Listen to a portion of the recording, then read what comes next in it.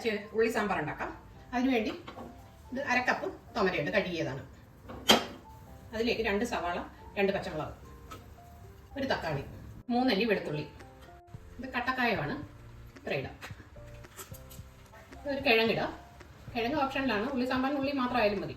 ഒരു കിഴങ്ങ് കൂടി ഇടുവാണ്. 1 കപ്പ് വെള്ളം, 1/4 ടീസ്പൂൺ മഞ്ഞൾപ്പൊടി, 1/2 ടീസ്പൂൺ ഉപ്പ്, 1/2 ടീസ്പൂൺ മതി. ഒരു കുറച്ച് വെളിച്ചെണ്ണ. ഇത് അടച്ചിട്ട് ഒരു 2 വിസിലാകുമ്പോൾ ഓഫാക്കാം. ഇനി തേങ്ങയൊന്ന് വറക്കാം. 1/2 കപ്പ് തേങ്ങയുണ്ട്. അതിലേക്ക് ഒരു 6 ചെറിയ ഉള്ളി അരിഞ്ഞതും കറിവേപ്പില, ഒരു 1/4 ടീസ്പൂൺ മഞ്ഞൾപ്പൊടി. ഇതൊന്ന് വറുത്തെടുക്കാം. ഇതിലേക്ക് ഒരു 1/2 ടീസ്പൂൺ വെളിച്ചെണ്ണ ഒഴിച്ചാൽ വറുത്തെടുക്കാൻ എളുപ്പമാണ്. അതുകൊണ്ട് ഒരു 1/2 ടീസ്പൂൺ. ഇതിപ്പോൾ ഇത്രയും മൂത്തിട്ടുണ്ട്. ഇനി മുളക് പൊടിയും മല്ലിപ്പൊടിയും ഉലുവാപ്പൊടിയും ഒക്കെ ചേർക്കാം.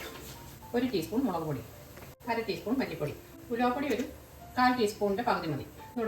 ഇനി ഇത് നന്നായിട്ട് അരച്ചെടുക്കണം. ഇത് 1 കപ്പ് ചെറിയ ഉള്ളിയുണ്ട്.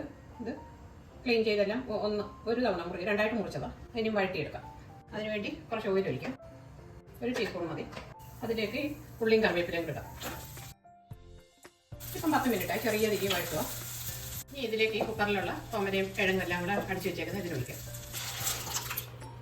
ഇത് പിഴുപുളി, ചെറിയ ഒരുണ്ട പുളി വെള്ളത്തിൽ കുതിരാനിട്ടതാണ്. അതിലൊഴിക്കാം. ഈ തേങ്ങ വറുത്തരച്ച അരപ്പൊഴിക്കാം. വെള്ളം ഒഴിച്ച് നന്നായിട്ട് അരച്ചെടുക്കാം. കുറച്ച് വെള്ളം കൂടെ ഒഴിക്കാം. 1/2 ടീസ്പൂൺ ഉപ്പ് കൂടി ഇടാം. ഒരു മല്ലിയില മുകളിലിടാം. എന്നിട്ട് നന്നായിട്ട് ഇതൊരു തിളക്കട്ടെ. ഇനി കടുക് വറുക്കാം. അതിനുവേണ്ടി കുറച്ച് വെളിച്ചെണ്ണ, 1 ടീസ്പൂൺ മതി. കടുക് 1/4 ടീസ്പൂൺ, ചെറിയ ഉള്ളി അരിഞ്ഞത്, ഉണക്കമുളക്, കറിവേപ്പില. ഇത് ഓഫാക്കാം. ഇനി ഓഫാക്കാം. കടുക് വറുത്തത് ഇടാം. ഇതിൽ